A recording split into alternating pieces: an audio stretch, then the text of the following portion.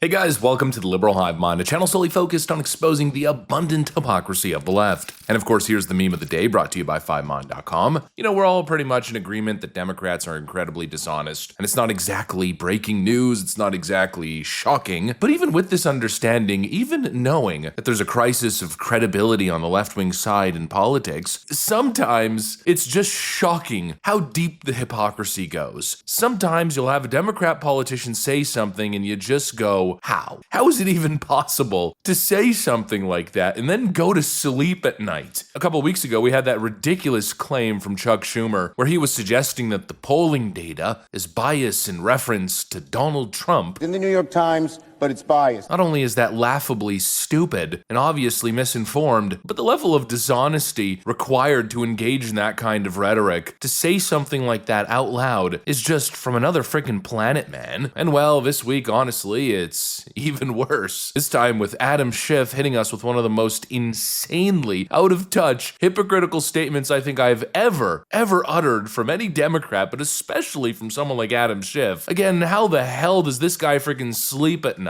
You have to be a sociopath to say something like this while engaging in the behavior that Adam Schiff has publicly for the last 10 years. Let me show you guys exactly what's going on. Democrat dishonesty knows no frickin' bounds. Let me show you guys what's going on. We got some stuff to get into, so let's roll the tape. All right, folks. So let's just take a look at this clip from Adam Schiff, and this isn't old, by the way. This happened just the other day. That attitude that if you can make a president or a party unsuccessful, no matter what damage it might do to the country, because it's good politics, we have to get past that ruinous idea. We have to figure out a way to stop viewing each other as our enemy. And that solution will come when we figure out how to be better consumers of information again, how to determine what's true and what's not true, how to stop rewarding advertising behemoths for dividing us the way they do. Listen to that tone, that sanctimonious, performative, and obviously, as we know, manipulative tone, as if we all have friggin' amnesia. Adam Schiff lecturing us about getting past the ruinous idea of making presidents unsuccessful because of politics to stop viewing each other as our enemies. You cannot make this stuff up. This is the guy whose entire political strategy relating to governance was to hit the American people with endless hoaxes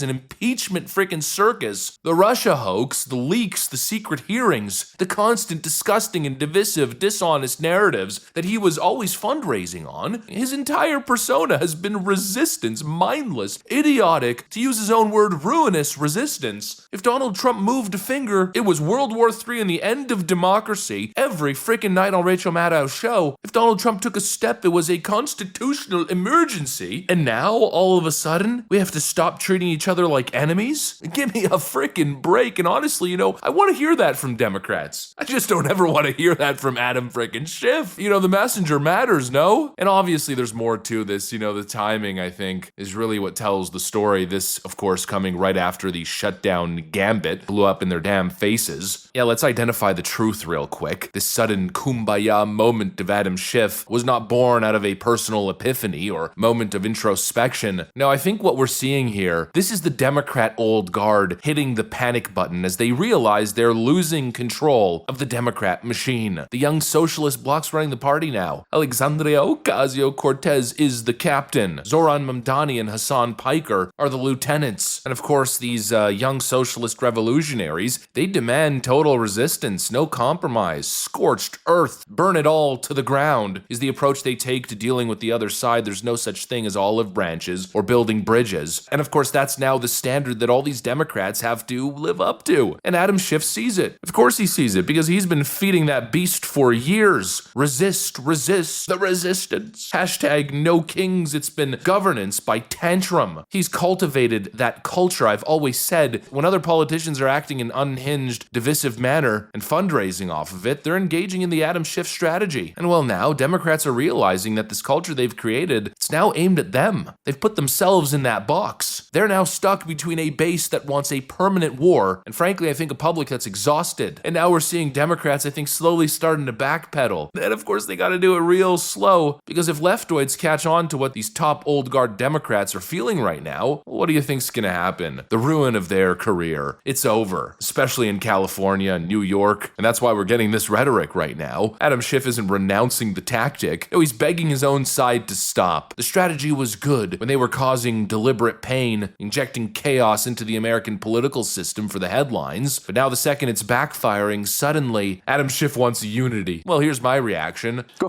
yourself. No, you don't get to light the house on fire and then complain you can't breathe because of the smoke-filled air. Democrats created this climate. They branded half the country extremists. They turned every hearing into a clout-chasing practice, trying to get little sound bites where they can go viral and then fundraise off of. They treated Trump and Trump voters like enemies of the state that needed to be isolated, punished, removed from civil society, exiled, banned off platforms. And throughout that entire process, they called President Trump, they called you, Trump voters, Trump supporters, divisive. He's dividing the country. No, that's what you guys did. Your entire strategy was division. Nothing but a massive gaslighting campaign. Cause endless division, then point the finger at Donald Trump and say, hey bro, why are you causing so much division? Or cause pain like you did during the shutdown, or as you've been doing every single time that President Trump's in power and Democrats are wielding any congressional power, sabotage his agenda, attempt to manufacture crises and then blame them on President Trump, essentially engineer a mess, and then point the finger at somebody else. And now, well, this little culture that you've created is running amok. It's out of control. And it's exactly as we've been warning you. Eventually, it's going to turn on you. And here it is, and you can tell they're panicked because they understand what's coming next. The old guard of the Democrat establishment is done. AOC, Zoran Mamdani, as much as Democrats want to deny it, that's the monster you created. And now, instead of a political party, you have a cult, where everybody must conform to this very narrow, rigid worldview and to this cynical culture of endless resistance. And if you don't, well, what happened to RFK Jr., what happened to Tulsi Gabbard and everybody else, that's what you get. What's happening to Chuck Schumer now, who's been actually pretty loyal to the left-wing sycophants. Well, even he's on the frickin' chopping block because he couldn't keep it together. It's not like he went back on the strategy. No, he just failed to deliver. He failed to keep the caucus in line with absolute mindless left-wing sabotage insanity. And even he's gone, or likely to be gone moving forward here. And clearly you could tell Adam Schiff sees the writing on the wall. If it can happen to Chuck Schumer, well, it can happen to him. And he's now slamming the brakes. Whoa, whoa, whoa, we need unity. We can't just be sabotaging. Absolutely pathetic. And one thing I'm really hoping is that nobody's taking this seriously or genuine. I hope Adam Schiff isn't getting credit for this because he doesn't actually believe this. And if it would benefit him, he would continue to sabotage the president. I mean, he's coming off supporting the government shutdown mindlessly. It's obvious what they're doing. He's protecting his own frickin' behind. And of course, Democrats are preparing to once again run on unity in 2028, just like they did with Joe Biden in 2020. But the whole thing's a frickin' scam. It's a farce. Unity. Compromise. If these people get into power again, they will wield every institution of power against their political enemies, just as they have in the past. They will end the filibuster and take full control of the US government. Don't fall for it, folks. It's a freaking ruse. It's a trap. It's a trap! And it's one of the most insane insults to my intelligence I've ever experienced. Anyways, that's pretty much what I got for you guys. Thanks for watching,